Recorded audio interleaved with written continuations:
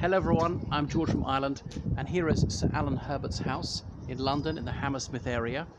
I'm going to tell you a little bit about him. My bike's over there, so I better stand a bit closer to it so nobody can teeth it from me. So A P Herbert was born in 1890. His father was a senior functionary in the India office. The family never lived on the subcontinent, and A P Herbert, he was a little bit Irish. And he had two brothers, both younger than him.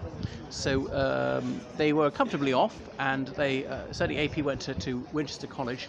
I'm not sure about his brothers. So that's school founded in 1381, and it is in the city of Winchester. Founded to produce leaders of church and state, set up by King Richard II. So one of the United Kingdom's most illustrious schools. So he really thrived there. He was outstanding at classics. He won a prize for public speaking in English, because you could get it for public speaking in other languages, and indeed for composing poetry in English. He was an outstanding footballer as well. So he won an exhibition to New College, Oxford. New is a college that had long-standing links with Winchester. Like the full name of New is the New House of St Mary, the New House of what is it? St Mary of Winchester in Oxford. And until the 1860s, only Wykehamists could go to New. The first person not to was that Dean Spooner. Anyhow, so APH, he went up to there in 1910, and he was reading classics first of all, but he only got a second in that in his moderations. That's his exams partway through his degree. So he's fed up with literae humaniores and decided to change to law. He had already made a name for himself in the Oxford Union, and since his school days, he's been contributing pieces to light-hearted magazines or commentary magazines such as Vanity Fair, Pall Mall Gazette. The latter is alas and alack defunct long since. Anyway, so he was even mentioned in the press for being such an outstanding debater. He was attracted to the Liberal Party, and he was able to speak off the cuff on issues such as tariff reform, as in should there be taxes on imports and exports, or should we keep free food, and on home rule for Ireland. So he decided to take a year off his studies to go and work at Oxford House in Bethnal Green. That was one of the most deprived areas of London. It was later to produce the Craze, and just volunteering, helping needy people in various ways. So various Oxonians did that at the time. So he was not above doing menial tasks to help those who were less privileged than himself. Anyway, he returned to Oxford and he graduated, and he took a first. So he carried on contributing many pieces to various publications, but the First World War broke out just after he graduated, which delayed his plans to be called to the bar, though he did qualify as a barrister later. So he joined the Royal Naval Volunteer Reserve, and he was just an able seaman in that. But then they put him into the Royal Naval Division because there were more sailors than the Navy actually needed because of the number of ships they had. So some of the Navy actually served on land and fought as soldiers. So then he was promoted an adjutant in that. He was badly wounded in 1917. I mean, not permanently disabled. He couldn't serve at the front again. One of his younger brothers was killed in the First World War. So A.P. Herbert, after the war, he was called to the bar and he practiced, and he got drawn into politics. He was disillusioned with the Liberal Party for various reasons, and how opposite that I met Helena Bonham Carter just minutes ago on this very street just down there. She's walking along with her boyfriend and their two dogs, dressed like a real crazy lady. She's that actress, and she's the great-granddaughter of H.H. Asquith, the penultimate Liberal Prime Minister. Anyway, so back to A.P. Herbert.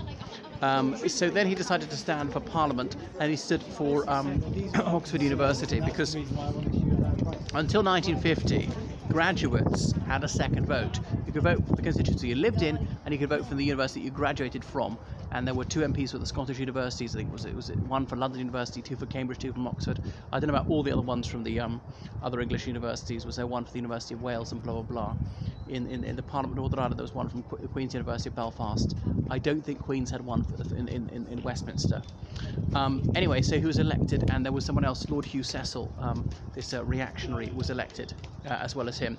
So he made quite a name for himself, a kind of eccentric, very light-hearted character. His publications were full of raillery, and his maiden speech really went down a storm. The convention was that they would be uncontroversial, but instead he decided he would speak on rather contentious subject matter, but it was absolutely barnstorming oration, so it really stunned. Churchill said it wasn't a maiden speech, it was a brazen hussy of a speech. He'd never heard the like of it, and obviously Churchill was very much a House of Commons man, someone from whom the House of Commons traditions were all more or less sacrosanct, but nevertheless he was impressed by the effrontery of Herbert's debut in the Commons. So in the Second World War he volunteered for the Royal Naval Volunteer Reserve again, and he had his own boat, Water Gypsy, that they used on the Thames. I don't know what use that was to the Royal Navy, patrolling in this wooden sailing boat. It was getting on by then, and the war ended.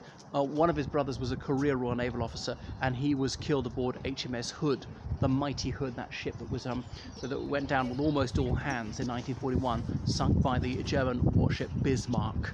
It was just excellent gunnery by the Germans, because they opened and fire on HMS Hood, and after just a few salvos they hit the Hood's magazine, and it just went up like Krakatoa. So with 1,000 sailors on board, only 3 of them survived. Well, and that was obviously excluding A P Herbert's brother. So A P Herbert, he published some humorous books, including Misleading Cases, which these were just really a send-up of the style of court reporting about fictive cases, but it was, because you don't usually say leading cases in law, about a very important case which really shaped or developed jurisprudential thinking. The judgments handed down from the bench, and how things have changed, set a new precedent when they've overturned the old way of doing things. But these were non-existent cases, but a lot of people don't get it. Some lawyers were accidentally citing them as though they're real cases, despite there being a clue in the title that said misleading cases. So unfortunately he could no longer be an MP in 1950. I mean, well, for the university constituencies he could have tried to be elected for a territorial constituency, but that didn't appeal to him. He never joined a political party.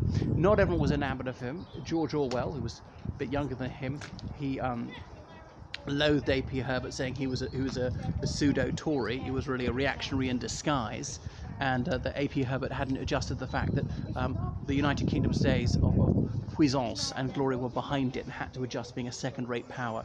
So he remained a scabrous and witty commentator until his death in 1971. So that is A P Herbert, who was knighted towards the end of his life, made a Companion of Honour, explains the CH behind his name. That's enough from me here in Hammersmith, so toodaloo everyone, and please make sure you subscribe and donate with great liberality on PayPal to me. Goodbye.